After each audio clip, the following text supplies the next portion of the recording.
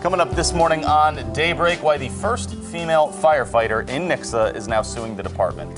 And a law passed by Missouri voters in 2018 could be back on the ballot again.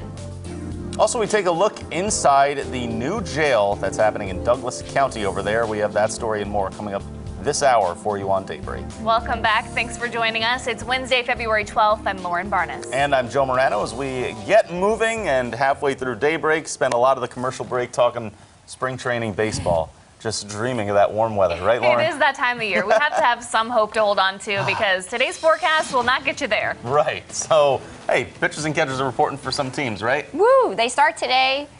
The Cardinals were yesterday. The Cardinals started yesterday? Yeah. It will not feel like spring training here, but we're getting there.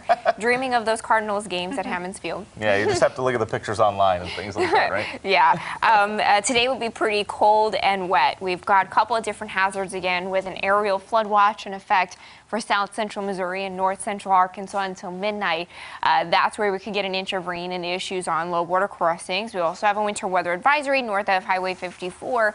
From Nevada to Lake of the Ozarks, where 1 to 2 inches of snow is possible through midnight. So again, a little bit of everything on radar this morning. Rain for most of us, some heavier rain down in Jasper and Marshall, getting reports of rain in Springfield. But then you go just to about Bolivar and Buffalo, you start to get that changeover to a wintry mix with some sleet. We've got snow from Lake of the Ozarks to Osceola and Hermitage, and those are the areas that could keep snow for a good chunk of the day today. Temperatures are above freezing in Springfield at 32 degrees, but it's 33 in Rowlett and 32 degrees in Clinton. Roads will be wet for most of us, could be slushy up top to the north as we head through the day today. We keep things cold with temperatures in the 30s through the afternoon, 39 degrees by dismissal with the clouds. Once we get through the flooding and the winter weather advisory, the next thing that we've got to watch out for is wind chills near and below zero by tomorrow morning. Your full forecast is up in 10 minutes.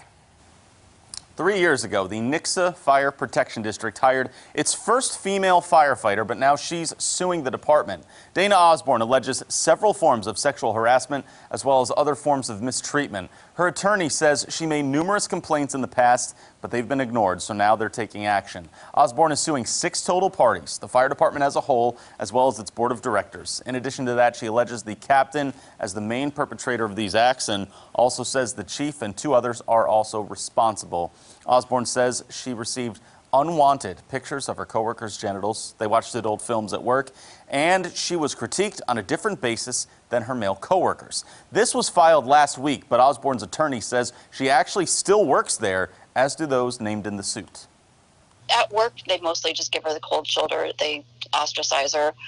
I think the ball's in Nixa's court right now to make sure that she's able to fulfill her job and continue to work while this is going on, and that they protect her and do something about this behavior. So far, after this complaint's been filed, nothing's changed. And so far, none of Color 10's calls to the fire department, chief, or the department's public information officer have been returned for comment. Changes to the Clean Missouri Amendment are one step closer to being on a ballot again. In the Senate, now it'll be up to the House to move through, the process that they see fit. Republican lawmakers want to change how political districts are drawn even after voters approved Clean Missouri in 2018. The state Senate pushed a bill with changes to redistricting to the House yesterday that would get rid of a nonpartisan demographer and instead rely on current bipartisan commissions to draw the lines. The redrawing of district lines, though, already happens every 10 years after a census is complete. Yesterday, Republican State Senator Lincoln Huff voted against his own party. He says he would rather wait for the already voter-approved amendment to play out instead of trying to fix something that hasn't even happened yet. I hope that no matter what happens with this, that communities of like interest and like size are kept intact no matter how these maps are drawn, because to me, that's the most important thing, is making sure the voters feel accurately represented by members of the House and the Senate. And what I always like to remind my colleagues is, at the end of the day, if you think you're doing the right thing for your constituents, I don't think anyone can argue with you. Democratic State Representative Crystal Quaid praised Huff yesterday for voting against the resolution, saying, quote, "I'm thankful he's listening to his constituents. The resolution will now play out in the House, and if it passes all avenues, it will end up on a ballot for you to vote on once again." After almost a year of construction, the influx of inmates in Douglas County finally have a new facility to stay in. Francis Lynn toured the new 12,000 square foot facility yesterday that can now hold 48 inmates and shows us how this new jail has significantly upgraded.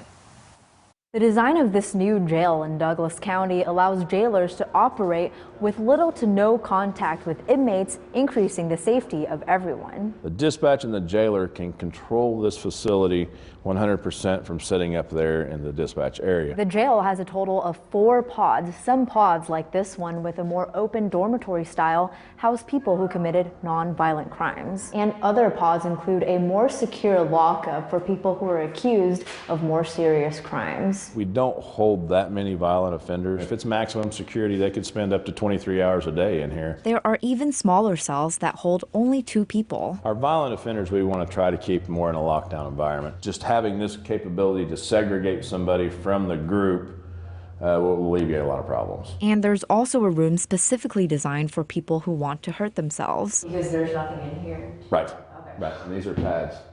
Oh.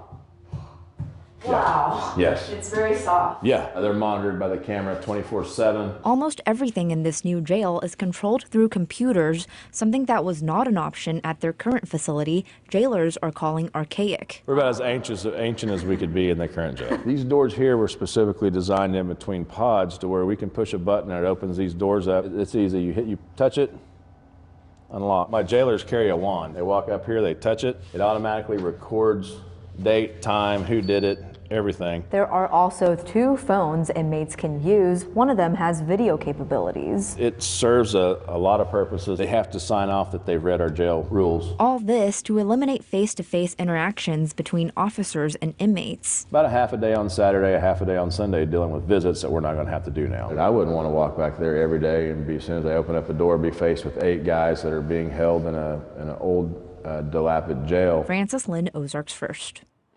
The sheriff is also planning on renovating another 20-bed room within the facility to help house inmates from other counties. There will be another tour available to the public as well after February 15th. The sheriff's office will confirm a date and post it on its Facebook page. We've got some wet roads on our Color 10 Live Drive this morning. Windshield wipers are busy in Springfield for some rain. We do have a mix to snow just to the north of Springfield.